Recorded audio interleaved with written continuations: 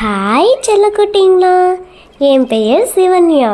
இதுதான் எங்கள் அழகான சிவனூர் கிராமம். நானும் எங்கள் பாட்டியும் இந்த கிராமத்தில் தான் வசிக்கிறோம். என்னுடைய பாட்டி தினமும் விதவிதமான கதைகளை சொல்லி தூங்க வைப்பாங்க. என்னுடன் சேர்ந்து நீங்களும் கதை கேட்க வரீங்களா? சிவன்யா, இன்று ஒரு புதிய கதை சொல்கிறேன், காது கொடுத்து கேள் என்று ஆரம்பித்தாள் பாட்டி வீட்டிற்கு வெளியே அமர்ந்தபடி. சிறுமி சிவன்யா கண்களை மூடிக்கொண்டு பாட்டியின் மடியில் தலை வைத்தாள். ஒரு பசுமையான கிராமத்தில் ருத்ரன், ருத்ரா என்ற கணவன் மனைவி வசித்து வந்தார்கள். கிராமத்திலுள்ள பலர் நிலம், வீடு, தொழில் என்று முன்னேறிக் கொண்டிருந்தாலும் ருத்ரனுக்கு வாழ்க்கைச் சுமை அதிகமாகவே இருந்தது. அவனுக்கு சரியான வேலை எதுவும் கிடைக்கவில்லை. கிடைத்த வேலைக்கே மிகக் குறைந்த சம்பளத்தில் ஏற்றுக்கொண்டு பொறுமையுடன் செய்து வந்தான். கல்யாணம் முடிந்து 1 வருடமாகியும் குழந்தை பாக்கியம் இல்லாததால் பக்கத்து வீட்டுக்காரர், சொந்தக்காரர்களும் ஏளனமாக பேசினார்கள். ஆனாலும் இருவரும் மனம் தளரவில்லை. என்ன இன்னைக்கு இவ்ளோ சீக்கிரமா வந்துட்டீங்க? ஆமா ருத்ரா, இன்னைக்கு வேலை கம்மி தான். என்னைய மாதிரி நடுத்தர குடும்பத்துல உள்ளவங்க வாழ்க்கை ரொம்ப போராட்டமா இருக்கு. சரி விடுங்க, பாத்துக்கலாம். நம்ம வாழ்க்கை இப்படியே இருக்க போறது இல்லைங்க. படிச்ச படிப்புக்கும் வேலை கிடைக்கல. சரி, கிடைச்ச வேலைக்கு போனாலும் சம்பளம் கம்மியா இருக்கு. கடன் வேற நிறைய இருக்கு. என்ன பண்றதுன்னு ஒன்னும் புரியல. இருவரும் இப்படி பேசிக் கொண்டிருக்க வெளியே ருத்ரன், வெளியே வா. என்ன ருத்ர, கொடுத்த பணத்துக்கு வட்டியும் வரல, அசலும் வரல. நீ சரியா கொடுத்துருவன் தானே? உன்னைய நம்பி பணத்தை கொடுத்த. ஐயா, கொஞ்ச நாள் பொறுத்துக்குங்க, நான் பணத்தை ரெடி பண்ணி கொடுத்துறேன். சரி ருத்ரன், உன் பேச்சு நம்பிதான் போற. நான் மறுபடியும் வர மாதிரி பண்ணிடாத. இருவரும் மனசு உடைந்து சிவனை நினைத்தனர். அதே சமயம் பக்கத்து வீட்டுக்காரி ராணி வந்து, ருத்ரா, நான் சொல்றேன், தப்பா நினைக்காத. சிவலிங்கத்தை வச்சு வீட்ல பூஜை பண்ணா கஷ்டம்தான் வரும். உங்க வீட்டு நிலைமைய பார்த்தா நல்ல நேரம் வரும்னு நம்பிக்கை இல்ல. நீங்க அந்த சிவன் சிவன்னு நினைச்சா வயிறு நிறையுமா, இல்ல குழந்தைதான் வருமா? நீங்க என்னதான் சொன்னாலும் எங்க நம்பிக்கை எல்லாம் சிவன் மேலதான் இருக்கும். அக்கா, நீங்க அதை பார்க்க தான் போறீங்க. 2 பேரும் ராணி சொல்வதை கண்டுக்காமல் வீட்டின் உள்ளே போனார்கள். ஆமா, இவளுக்கு மட்டும் சிவன் கைலாய மலையிலிருந்து வந்து வரத்த அள்ளி கொடுக்க போறாரு. வழக்கம் போல் ருத்ரன் வேலை முடித்துவிட்டு வீட்டில் கட்டிலில் அமர்ந்தான். என்னங்க, நாளைக்கு நம்ம குழந்தைக்காக வேண்டியிருந்த 16வது சோமவார பூஜை பண்ணோம். அதுக்கு தேவையான பால், வில்வ இலை, ஊமத்தை பூ நாளைக்கு வேலையை விட்டு வரப்ப வாங்கிட்டு வாங்க. நம்மள சிவன் எவ்வளவுதான் சோதிச்சாலும் நம்ம அவரை பிரார்த்தனை பண்ணது நிப்பாட்டக்கூடாதுங்க. நம்மளை பத்தி பேசுற எல்லாருக்கும் சிவன் பதில் சொல்வார். சரி, வாங்கிட்டு வர.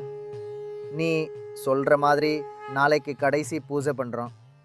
அந்த சிவன் அதை கண்டிப்பா ஏத்துக்குவாரு. நமக்கு ஒரு நல்ல வழி பிறக்கும். ருத்தன், ருத்ரா இருவரும் பல வருஷமா சிவனை வழிபட்டு வராங்க. அவங்களுக்கு சிவன் மனசு வைப்பாரா? வாங்க பார்க்கலாம். இருவரும் சாப்பிட்டு விட்டு தூங்கினார்கள். அடுத்த நாள் மாலை அவர்கள் சாமி கும்பிட்டு இருக்கும்போது திடீரென வெளியிலிருந்து ஒரு குரல் வந்தது. அம்மா, பிச்சாந்தகி. இருவரும் உடனே வெளியே வந்து பார்த்தார்கள். வெள்ளை தாடியுடன், எளிய உடை அணிந்த, கண்ணில் கருணை ஒளி மிளிரும் ஒரு முதியவர். ஐயா, உள்ளே வாருங்கள். முதலில் சாப்பாடு எடுத்துக்கொள்ளுங்கள்.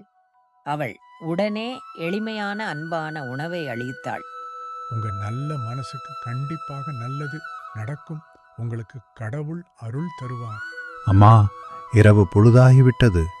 இன்று இரவு இந்த திண்ணையிலே ஓய்வு எடுத்து விடுகிறேன். காலையில் கிளம்பி விடுகிறேன். சரிங்க ஐயா, தாராளமாக தங்கிக் கொள்ளுங்கள். இருவரும் அந்த முதியவருக்கு தேவையான வசதிகளை செய்துவிட்டு அவர்களும் தூங்கினார்கள். அந்த இரவில் இருவருக்கும் ஒரே மாதிரி கனவு வந்தது. ருத்ரா கனவில் இரட்டை குழந்தைகளுடன் ருத்ரனுடன் சந்தோஷமாக இருப்பதை பார்க்கிறாள். ருத்ரனும் அதே கனவை பார்த்து விழிக்கிறான். காலை ருத்ரா வழக்கம்போல் வாசல் தெளிக்க கதவை திறந்தாள். திண்ணையில் முதியவரை காணோம். ஆனால் அவர் படுத்திருந்த இடத்தில் பொன்னிற எழுத்தில் ததாஸ்து என்றிருந்தது. என்னங்க, இங்க ஒரு நிமிஷம் வெளியே வாங்க. என்னாச்சு ருத்ரா? எங்க இங்க பாருங்க, அவர் ஏதோ நமக்கு சொல்லி இருக்காரு. இது நீங்கள் நினைத்தது நடக்கும் என்ற அர்த்தம். அப்படியே பேசிக் கொண்டிருக்க ருத்ராவுக்கு திடீரென மயக்கம் வந்தது. ருத்ரன் பதறி வைத்தியரை அழைத்து வந்தான். ருத்ரன், உனக்கு ஒரு நல்ல செய்தி. உன் மனைவிக்கு இரட்டை குழந்தைகள் பிறக்க போறாங்க. அப்படியா வைத்தியரே, ரொம்ப சந்தோஷமான விஷயத்த சொல்லியிருக்கீங்க. இருவரும் அதிர்ச்சியுடன் மகிழ்ச்சி கலந்த கண்களில் நீர் வழிந்தது. அவர்கள் சிவனை நினைத்து கையேந்தி பிரார்த்தனை செய்தனர். சில மாதங்கள் கழித்து ருத்ரா ஆரோக்கியமான இரட்டை குழந்தைகளை பெறுகிறாள். நீங்க 2 பேரும் என்ன மன்னிச்சிருங்க.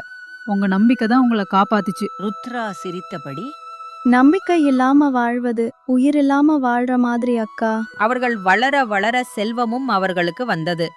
இருவரும் தன்னை போல் கஷ்டப்பட்டவர்களுக்கும் உதவி செய்து சிவனின் அருளால் வாழ்ந்து வந்தனர்.